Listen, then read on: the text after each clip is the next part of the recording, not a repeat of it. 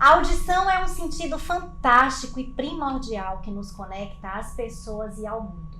Infelizmente, ao longo de nossa vida, a audição pode sofrer, em decorrência de alguns fatores, uma deterioração, que pode ser súbita e pode ser também progressiva. Mas, graças a Deus e à tecnologia, nós temos os aparelhos auditivos para poder resolver esse problema e reabilitar o paciente nesse sentido que é tão importante. Infelizmente, ainda existem vários mitos, vários preconceitos acerca desse assunto. Meu nome é Adriana Silveira e vocês estão no Pode Ouvir, o seu podcast de ouvido, nariz e garganta.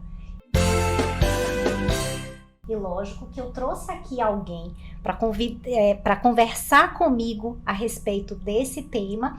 Nada mais, nada menos, alguém que já tem mais de 20 anos de experiência na protetização auditiva, na reabilitação desse paciente. Então, nós estamos hoje conversando com Verusca Martins. Ela é coordenadora regional do setor de fonoaudiologia da Auditive Soluções Auditivas. Verusca, seja muito bem-vinda a esse podcast e eu tenho certeza que você vai poder trazer muitos conhecimentos que você adquiriu, né, ao longo desses 20 anos de experiência com os aparelhos auditivos. Obrigada, doutora.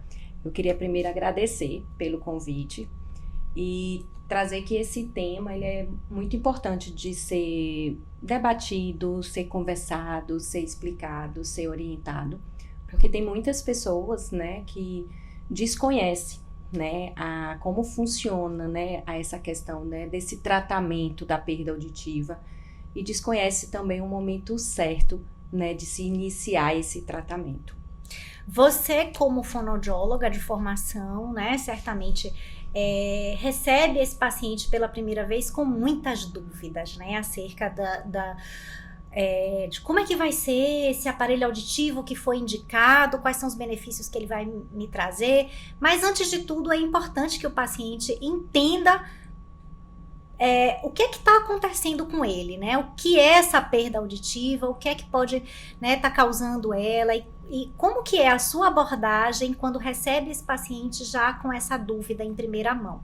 Quando a gente recebe o paciente, né, uma das primeiras coisas que a gente tem muito cuidado é de ouvir o que o paciente já sabe, né? Então, a gente tem que ter uma escuta ativa muito genuína de entendimento do que aquilo está causando nele, né? Então, seu João, né, o que o senhor já sabe sobre a perda auditiva? Ao longo desses anos, eu comecei a entender que é muito mais produtivo quando o paciente traz a informação e a gente meio que vai lapidando, trazendo dentro de um sentido para ele, do que quando a gente vai com a nossa informação técnica dentro do processo, né? E aí tem alguns conceitos que a gente precisa trabalhar, né? O senhor não está sozinho, é muito comum ter a perda auditiva, a gente precisa iniciar o tratamento o mais cedo possível.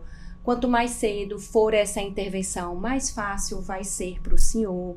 E aí a gente explica, né, a importância da perda auditiva, ela não precisa muito ser explicada porque ela é sentida. Quando a gente traz para o paciente como é que está a rotina dele, o que mais dói, o que mais machuca no dia a dia, ele sempre vai trazendo essas informações e a gente vai meio que orientando no decorrer do atendimento. Então, a gente acaba explicando o exame, né, que é o exame da audiometria. A gente explica o que de fato está acontecendo com ele, porque muitos pacientes, eles ainda escutam, ele tem uma dificuldade de entender, porque a perda auditiva, ela tem vários graus, ela tem várias configurações. E é muito comum as pessoas acharem que perda auditiva é quando não escuta nada.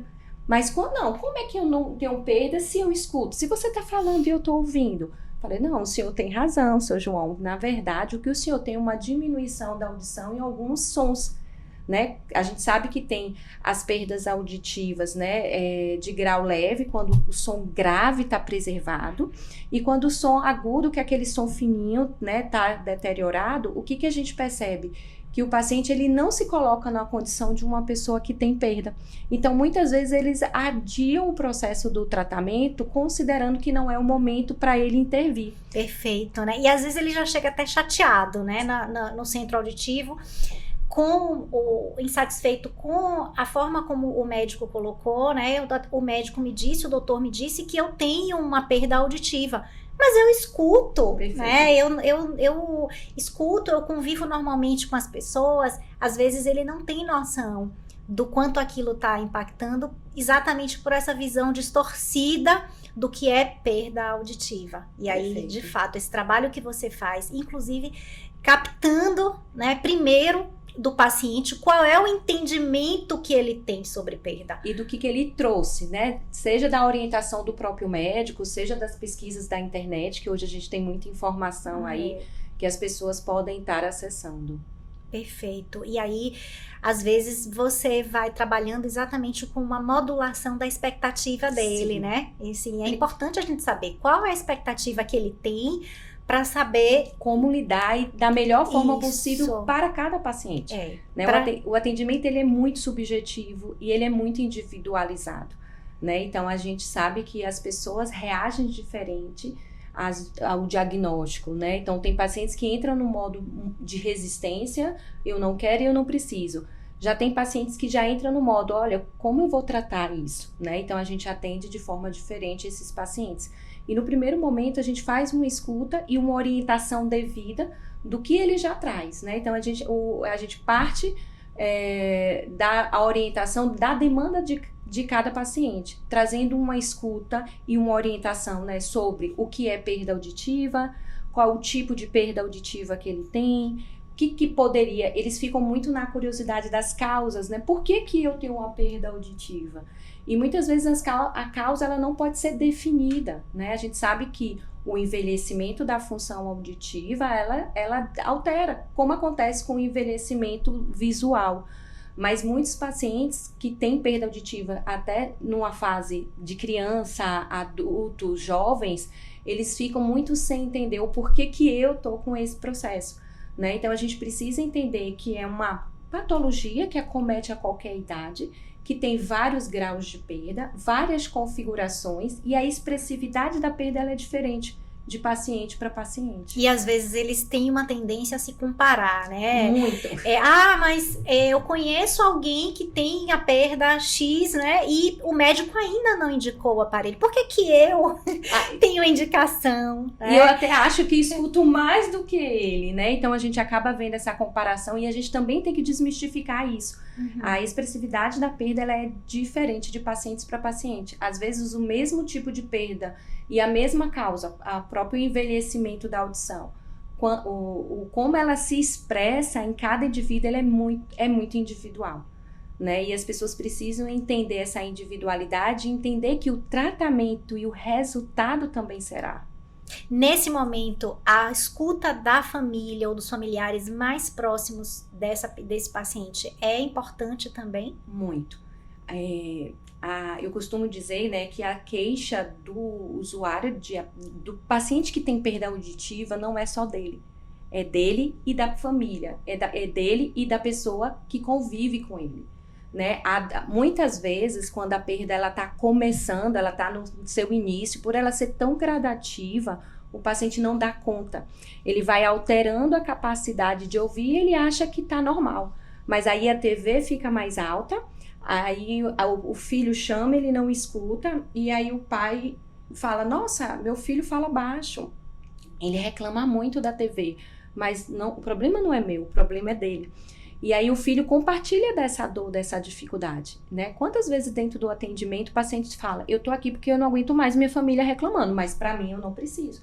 E aí a gente precisa demonstrar para o paciente o porquê que ele não percebeu, porque foi tão gradativo, e ele foi se acomodando e se acostumando com aquela condição de não ouvir, e para ele aquele é o normal dele. Então a referência do ouvir muda, né? Quantas vezes a televisão tá baixinha, o paciente que tem perda auditiva, ele não consegue identificar se tá baixa de fato ou se ele não está ouvindo, diferente de uma pessoa que não tem perda, porque se você chega num consultório e a TV tá baixinha e você quer ouvir, você vai falar assim, fulana, por favor, aumente a TV. E o paciente com tem perda auditiva, ele acha que tudo é ele, e que na verdade não é que a TV tá baixa, então ele perde essa referência. E a família acaba sendo um grande parceiro, né? Quando a família é parceira, isso ajuda muito no processo aí de adaptação do paciente. Verusca, assim, você falou e a gente sabe que existem inúmeras causas, inúmeras configurações, né? Se a gente for falar sobre causas de perda auditiva, a gente vai ficar quase que esse episódio inteiro discutindo, né? E esse não é o objetivo principal. Mas é importante a gente saber que né, de acordo com cada causa, esse impacto na qualidade de vida, ele pode vir em menor ou maior grau, ele pode vir mais precocemente ou mais tardiamente na vida desse paciente. E como que você coloca isso para o paciente, para a família, esses impactos, essas consequências que essa perda auditiva, se não for abordada, se não for tratada precocemente, o que é que isso pode trazer de consequências para o paciente e para aquela dinâmica familiar? Eu acho que a senhora tocou no ponto mais importante, eu acho que do processo de adaptação, né, que é trabalhar esse senso de urgência da tratativa da perda. As pessoas, de uma maneira geral, quando começa o processo da evolução da perda, elas acreditam que podem esperar. Né? Elas acham que o fato de eu não ouvir, mas eu ainda ter uma audição sociável, me permite aguardar o processo de tratamento. Só que a gente sabe, tanto pelas teorias e pesquisa, como pela própria prática clínica, que quanto mais tempo eu tenho de privação auditiva, mais alterações das funções corticais a gente vai ter. Então, o que mais me chama a atenção, né? Eu já acompanhei pacientes no início de diagnóstico, né? A gente sabe que existe um delay muito grande entre o diagnóstico e a busca do tratamento. A gente tem dados aí que mostram de 7 a 10 anos, em média, as pessoas esperam para procurar o tratamento. E aí, pacientes no início, ele tem apenas uma diminuição quantitativa da audição, que o aparelho faria uma função fantástica, ele amplificaria e compensaria essa perda. Mas a privação auditiva, né, a falta de experiência auditiva do som, faz com que esse paciente comece a ter uma alteração de reconhecimento de fala, que é uma das habilidades que a gente tem, que acontece no cérebro. Né? Eu digo que a gente percebe o som na orelha, mas a gente reconhece, né, no cérebro. E uma certa feita eu nunca esqueci um comentário de um paciente e eu peguei para mim e trago nos atendimentos que com o cérebro não se brinca. É isso mesmo, com o cérebro a gente não brinca. E aí o que acontece? Então as pessoas quando postergam, elas começam a ter alteração de reconhecimento. E aí quando elas vão partir para o tratamento, o aparelho ele acaba não tendo a eficiência necessária porque ele é basicamente um amplificador. Então, ele vai amplificar, equalizando os sons de acordo à necessidade de cada exame, verificada na audiometria, mas o reconhecimento e a capacidade, a habilidade de ouvir é do sujeito. Quando eu tenho essa privação, eu vou perdendo essas habilidades. E aí, quanto mais tempo de privação, mais alteração de processamento eu tenho. E aí, quando eu coloco o aparelho auditivo, eu tenho a capacidade de ouvir o meu anel batendo aqui, mas a palavra cadeira, mesa, sofá, parede, parente, o paciente começa a ter dificuldade de reconhecimento. A gente consegue tratar isso? Consegue. Vai demorar mais tempo, vai demorar mais tempo. E a frustração de que eu tenho um problema, eu tô com o aparelho e eu ainda não reconheço o som. Hoje a gente fala muito nesse termo em várias especialidades, né? A janela de oportunidade. Perfeito. Né? Então, nesse caso, quando o paciente adia essa reabilitação, essa protetização, ele está perdendo uma janela de oportunidade de manter as suas vias auditivas em ordem, em pleno funcionamento, né? Porque eu acho que uma das maiores causas disso é que as pessoas e até os próprios profissionais de saúde, quando se tornam muito especialistas, eles acabam perdendo a visão do todo, né? A visão do todo. E as pessoas, principalmente os leigos, acabam vendo o ouvido como algo separado, né? Um órgão que está separado de todo o resto. E não é assim, né? O sentido da audição, ele está muito relacionado com o sentido do equilíbrio e, por sua vez, é relacionado com o sentido da visão, com a propriocepção, né, com vários outros sentidos, e tudo isso é o nosso cérebro, tudo junto e misturado ao mesmo tempo, funcionando para integrar todas essas funções. Então, hoje a gente tem pesquisas mostrando, provando claramente de que pessoas que entram num determinado grau de perda auditiva e que cuja perda não é reabilitada, eles têm uma chance enorme de desenvolver demência, né? Desenvolver quadros demenciais e outras doenças neurodegenerativas, de perderem funções cognitivas importantes, não só relacionadas à audição, como habilidades do dia a dia, principalmente habilidades motoras também, né? A gente tem uma frase, né, que uma personagem, a Ellie Kelly, que ela nasceu cega e surda. E perguntaram para ela o que era pior, né? E ela falou assim que para ela não ouvir é muito pior do que não enxergar. Porque não enxergar me afasta dos objetos. Não ouvir me afasta das pessoas. E eu já tive a oportunidade de conviver com pacientes com as duas patologias e eles trazem essa expressividade, né? Do quanto que a audição, ela altera toda essa função. Isso, eu acho que é um ponto perfeito agora para a gente entrar nessa questão dos mitos e verdades, né, que rodeiam a perda auditiva. Durante muito tempo, né, e ainda na atualidade, a gente vê pessoas falando deficiência auditiva, e eu acho que esse é o principal bloqueio que eu percebo nas pessoas, assim. Se eu usar um aparelho, eu vou denotar, eu vou tornar evidente a minha deficiência. Né? Eles têm muito isso. Na sua prática, você percebe esse... Né? Eu tenho cuidado com essa palavra deficiência, porque ela é pejorativa. É forte. Ela é forte, como se eu não tivesse a capacidade de... Né? Eu costumo dizer que é preferível você tratar como uma perda de audição, né? E também como uma diminuição da audição, né? Que aí o paciente começa a entender, a gente tira esse peso, né? Desse diagnóstico, eu tenho perda auditiva, e aí meu mundo acabou? Não, você tem formas de tratar isso.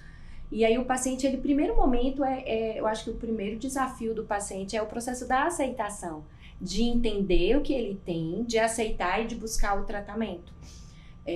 Dentro do consultório, quando a gente lida com o paciente, a gente traz muito essa questão de, seu João, a perda do senhor, ela está cometida nas frequências agudas, o aparelho ele vai completar, ele vai corrigir. A gente traz muito o exemplo do óculos para simplificar. O senhor não usa óculos? Foi difícil para o senhor ir fazer o exame e colocar o óculos? Ele não, é natural. A perda auditiva também é natural. Então a gente tenta trazer com mais leveza, porque a questão do mito, né, como se fosse algo patológico, como se fosse algo limitante. E na verdade não é.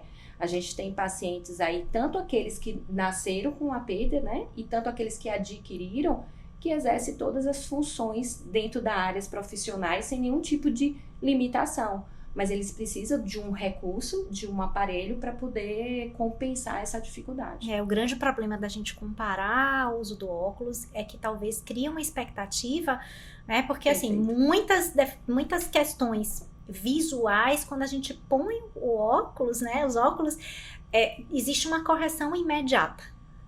Na maioria das vezes. E com o aparelho auditivo, nem sempre essa correção é imediata. E quanto mais esse paciente for perdendo essa janela de oportunidade, aí é que essa dificuldade de adaptação vai aumentar. Então é importante, talvez até a gente comparar a um óculos, um multifocal, né? Que as pessoas nem sempre se adaptam à primeira... Né? A primeira experiência que eles têm demanda alguns dias ou até meses para que ele possa fazer aquele treinamento, demanda uso, né? Para que ele possa se adaptar. Tem um mito muito grande que eu acho que foi criado exatamente na época que surgiram, né, os primeiros aparelhos auditivos. E aí vem o primeiro bloqueio, o primeiro pretexto, né, que o paciente usa os aparelhos auditivos são grandes e são inconvenientes. exatamente por essa ideia de que ele é de fato feio, grande e vai denotar, vai me entregar para a sociedade que eu tenho uma perda. Fala um pouco desse mito dentro dessa experiência, essa bagagem de 20 anos que você tem.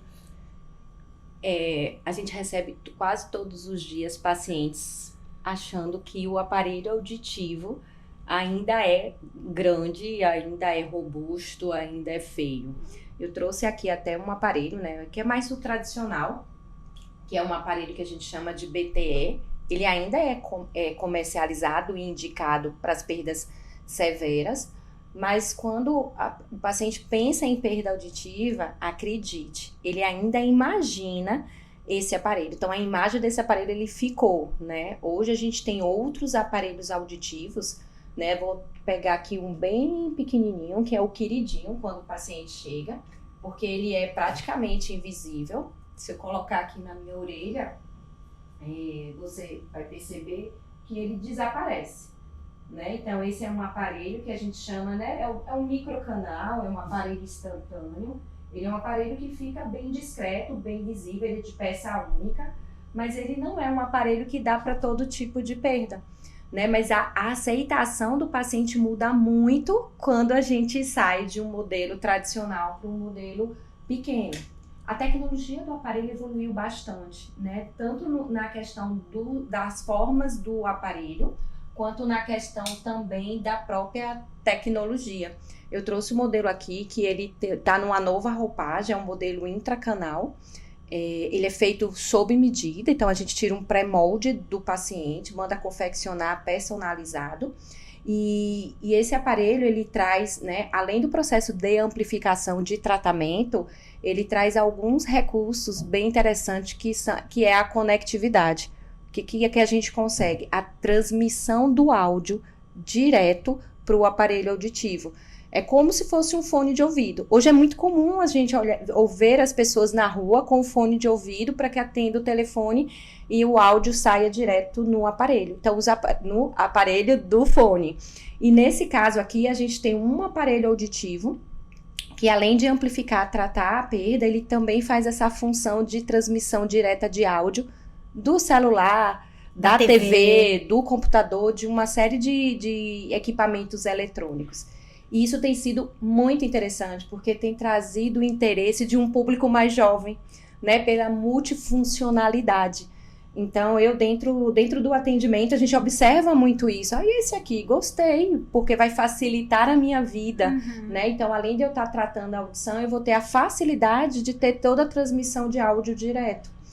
Falando um pouquinho dos modelos, os aparelhos que são os retros, né, os externos, eles hoje estão numa roupagem mais diferente. Então, a gente tem os aparelhos mais slims, tudo isso para ajudar no processo de aceitação e desmistificar esse mito, né, de que o aparelho auditivo é grande, é pesado, é desconfortável, é feio. E eu, particularmente, acho esse muito bonito, porque ele é um aparelho que fica completamente, anatomicamente, ele fica leve na orelha e anatomicamente ele fica bem discreto. Então, a ideia de que é grande e eu não vou usar por isso, não existe. Esse pretexto mais. Não vale. Não vale mais. Então, as pessoas precisam conhecer isso e a gente, de fato, precisa desmistificar, porque a gente tem acesso a quem chega. Quantas pessoas que têm a perda auditiva, têm a diminuição da audição e não procura, imaginando que é algo que vai chamar muito a atenção. E aí você falou algo que é super importante também e entra no segundo mito. Você falou dessa questão do aparelho que tem conectividade com TV, celular, computador e que tem atraído as pessoas mais jovens. E o segundo mito é exatamente que perda auditiva só acontece em idosos. E isso é absolutamente mito, isso é absolutamente errado, porque assim, com o desenvolvimento cada vez maior, as tecnologias, o diagnóstico que está sendo feito com muito mais facilidade, e também as doenças, né? Estamos numa era pós-Covid, onde muitas pessoas, muitos pacientes tiveram perdas súbitas de audição. Nesse momento, né? como consequência da Covid, ou até aceleraram suas perdas auditivas por falta de acompanhamento. Então a gente tem visto que pessoas jovens, crianças, porque existem as causas genéticas, né? E desmistifica completamente essa ideia de que só o idoso precisa do aparelho auditivo. Perfeito. Isso não é verdade. A gente tem dentro dos consultórios, né, bebês a partir de 6 meses fazendo uso, e a gente tem pessoas idosas com mais de 100 anos fazendo uso. Então, não é uma coisa específica da idade do envelhecimento, né? A gente sabe que a partir de 60 anos é mais propício por uma questão do uso, né? Como acontece também na questão visual, a questão da diminuição da audição. Mas é um estereótipo achar que aparelho auditivo é apenas para pessoas idosas, né? Então, a gente tem todo o público dentro do processo de tratamento. E mais uma vez vem aquela questão da janela de oportunidade, né? Principalmente num bebê, né? Se a gente perde essa janela de oportunidade de fazer o diagnóstico da perda auditiva, de classificar, de graduar essa perda auditiva e fazer o planejamento desse aparelho auditivo ou até mesmo do implante coclear, quando as perdas auditivas são profundas, bilaterais, a gente perder essa janela de oportunidade no sentido de propiciar que essa criança tenha um desenvolvimento igual ao de uma criança ouvinte, quando tudo isso acontece dentro dessa janela de oportunidade, dentro desse tempo adequado, ou seja, diagnóstico precoce, intervenção precoce e terapias fonoaudiológicas precoces para auxiliar essa criança a ter um desenvolvimento pedagógico, social, emocional, tudo adequado dentro das faixas etárias em que ela vai se encontrar ao longo da vida. Perfeito. Isso, né?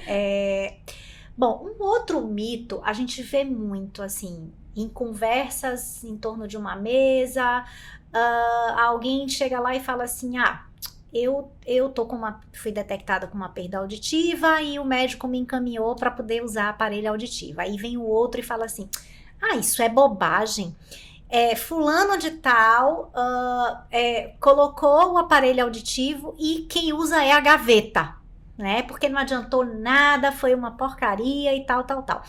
E eu acho que esse é o maior dos mitos, de que os aparelhos auditivos são ineficazes. É exatamente o contrário, né? Você vê isso também Também. É muito comum o paciente ter medo e ele fala assim, a pergunta, né? Todo atendimento ele percorre essa pergunta. Eu vou me adaptar? Será que eu vou me adaptar? E eu costumei... Eu mudo. Eu falo assim, não é uma questão de adaptação. É uma questão de acomodação, de se acostumar. Não existe um aparelho, eu ter uma perda auditiva e não ter um aparelho auditivo adequado para esse paciente. No passado, quando a gente estava falando das tecnologias mais simples, as tecnologias analógicas, no que a gente não tinha esse chip, né, tecnológico tão poderoso, com tantos recursos, era comum a gente ter, sim, alguns tipos de perdas que eu não tinha aquele produto adequado para aquela perda. Mas a tecnologia ela evoluiu de forma tamanha que hoje, tirando as perdas profundas que o encaminhamento do implante é necessário, nós temos tecnologias diferentes para as diferentes necessidades. Hoje os aparelhos auditivos, eles usam a inteligência artificial, eles têm sensores de ambiente, eles têm microfones de várias polaridades, tudo para trazer uma amplificação dentro de um conforto e também para trazer uma amplificação diferente para diferentes ambientes. Então, assim, hoje, eu acho que a negação faz o paciente ter esse medo, sabe, de não querer, mas não existe tecnologia hoje. Com a tecnologia que a gente tem hoje, a gente tem sim aparelhos para todas as necessidades, então eles são muito eficientes, são muito eficazes. Hoje a gente tem a possibilidade de fazer programação remota. O paciente está em um outro estado, está em um outro país, a gente consegue acessar e fazer essa programação. Então, assim, a tecnologia ela está muito avançada. Eu brinco que eu fui fono de chavinha. Eu fui fono que eu pegava o aparelho e eu tinha 3 tripés para mexer no aparelho. Era o grave, o agudo, o mais ganho, menos ganho, mais saída, menos saída. Então hoje quando eu vejo o aparelho com multicanais, com muita frequência, com não sei quantos microfones, com a possibilidade de fazer ajuste remotamente, com aplicativo que o próprio paciente pode fazer o controle, tá muito fácil usar aparelho auditivo. E o processo de adaptação, ele é muito instantâneo. A gente sabe que existe um período que a gente chama tecnicamente de aclimatização, que é o acostumar, que em média são 3 meses. Só que os pacientes já saem muito bem adaptados no primeiro momento, porque a tecnologia nos ajuda muito com relação a isso. É, muito bacana. Realmente a tecnologia, né, esse desenvolvimento vem proporcionando cada vez mais o acesso à qualidade de vida. É perfeito isso. E aí tem esse mito também, né, que às vezes o paciente ele nega essa possibilidade, e também tem essa questão, eu não vou conseguir ter acesso, é muito caro, é extremamente caro, e hoje a gente vê que existem possibilidades de financiamento desses aparelhos auditivos. O SUS fornece, né, aparelhos tão bons quanto os que a gente encontra nos centros auditivos. E na verdade o que precisa de fato é o paciente ter acesso a essas informações, né, que a gente está fornecendo aqui, porque eu já vi, inclusive em discussão no consultório, a gente explicar isso para o paciente, a necessidade dele estar usando um aparelho, e a falta de conhecimento dele é tão grande que ele vira para mim e pergunta assim, mas eu não posso fazer o implante coclear? Porque é um outro mito, né, de que o implante coclear é uma cirurgia cujo aparelho será totalmente invisível. E não é, a gente sabe que o dispositivo externo do implante, ele é até bem maior do que esses que você mostrou aqui. E mais complexo também dentro do processo, né? Essa questão do implante é muito comum, porque eles acham que é a cura. Vou fazer a cirurgia do implante, não vou ter mais problema, isso não vai me atrapalhar. E a gente sabe que é completamente diferente. É um dispositivo eletrônico, né, que precisa passar por um processo cirúrgico, mas ele também vai ter um processador, algo fora, que vai precisar ser manuseado, que vai precisar tirar para tomar um banho, que tira para dormir, semelhante até um aparelho auditivo nesse manuseio. Essa questão de valor, né, ela chega todos os dias, né? As pessoas ainda consideram um valor muito alto. Eu aprendi a dizer que é uma forma diferente de comercialização, né? A gente não é acostumado a fazer conta do pequeno. O que é conta do pequeno? Eu vou ali, faço uma unha, eu vou ali, tomo um cafezinho, eu vou ali, pago a minha internet, eu vou ali, né? Compra um sapato? Compro um sapato, enfim, né? E aparelho auditivo, a gente está falando de um instrumento de saúde, eu não vou nem entrar nesse mérito, porque isso aí vale todos os reais necessários, mas ele é algo que você compra, é um produto que é importado, a gente sabe disso, isso gera uma série de tributações, eu explico isso dentro do atendimento para o paciente entender essa construção desse valor e até não achar que é algo banalizado, sabe? Ele acha que aparelho é caro porque quer se vender caro, não, existe uma construção daquele valor. Existe todo um atendimento do pós que não tem custo. Então, ele compra o aparelho, ele faz o uso de um aparelho em média por 5, 6, 7 anos, isso depende muito do cuidado. Às vezes o paciente troca porque a evolução tecnológica está tão grande, ele quer se dar a oportunidade de ter melhores tecnologias, mais qualidade de vida. Mas quando a gente traz para o paciente, né, tudo que está atribuído isso, né, que ele tem um produto que ele vai fazer uso todos os dias, que ele tem um programa de acompanhamento com um profissional que vai estar ali acompanhando toda essa dinâmica da perda, porque a perda ela muda com o passar do tempo e com o processo de exame e reajuste, E é um produto que ele vai usar por 5, 6 anos, esse valor ele fica menos pesado, digamos assim. Se a gente comparar com uma unha, eu brinco muitas vezes com o paciente, eu falo assim, uma conta de restaurante, né? Não, eu já fiz conta com unha, pagando R$20 a mão. Se a gente multiplica durante 5 anos, fazendo toda semana, a gente gasta 4.800. Uma vez eu fiz essa conta com a minha manicure que ela tomou um susto, porque ela tinha alguém na família querendo fazer uma aquisição de aparelho e para ela era algo tão caro, tão improvável, tão impossível, que ela acabou chocando. E quando a gente fez essa conta, o contrário fez muito mais sentido para o paciente. E você falou muito bem, hoje existe um processo de financiamento que às vezes a parcela fica bem baixa. A gente consegue às vezes parcela que cabe no bolso. E a gente, dentro do atendimento, a gente também precisa trazer para o paciente, né? Fica bom? A gente tem esse olhar de viabilização, sabe?